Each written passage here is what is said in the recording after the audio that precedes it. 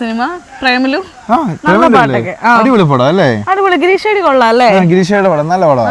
വളർന്നു വരുന്ന ഒരു സംവിധായകനല്ലേ? വളർന്നു വരുന്ന സംവിധായകനോ? വലിയ എസ്റ്റാബ്ലിഷ്ഡ് ആണല്ലോ. പുള്ളി ചെയ്ത 3 സൂപ്പർ ഹിറ്റ് പടങ്ങളൊക്കെ ഉണ്ടല്ലോ. പുള്ളി ഒരു വളർന്നു വരുന്ന സംവിധായകനാടി. എങ്ങനെയാന്നേ? പുള്ളി ആദ്യത്തെ പടം ഏതാ? തണ്ണീർമത്തൻ ദിനങ്ങൾ. അതിന്റെ അകത്ത് എന്താ കാണിക്കുന്നത്? അതിന്റെ അകത്ത് എന്താ കാണിക്കുന്നത്? സ്കൂൾ പിള്ളേരുടെ പ്രണയം അല്ലേ? രണ്ടാമത്തെ പടം ഏതായിരുന്നു? സൂപ്പർ ശരണ്യ. അതോ അതിനകത്ത് സ്കൂളിൽ നിന്ന് വളർന്നു, കുറച്ചുകൂടെ വളർന്നു കോളേജ് എത്തി, അതല്ലേ സൂപ്പർ ശരണ്യ? അതിനകത്ത് കോളേജിലെ പ്രണയം കാണിക്കുന്നത്. ഇപ്പൊ ഇറങ്ങിയ പടമോ?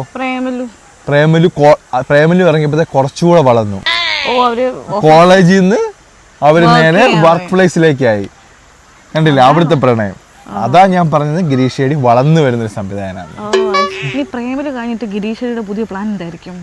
പ്രേമലു കഴിഞ്ഞ് എന്റെ ഊഹം ശരിയാണെങ്കിലേ പ്രേമലു കഴിഞ്ഞൊരു കുടുംബചിത്രമായിരിക്കും. അത് കഴിഞ്ഞ് ഡിവോഴ്സ്, അത് കഴിഞ്ഞ് എല്ലാം കഴിഞ്ഞ് ലാസ്റ്റ് ഒരു പ്രായമാരുടെ സിനിമയായിരിക്കും. ബുദ്ധിയാണല്ലോ.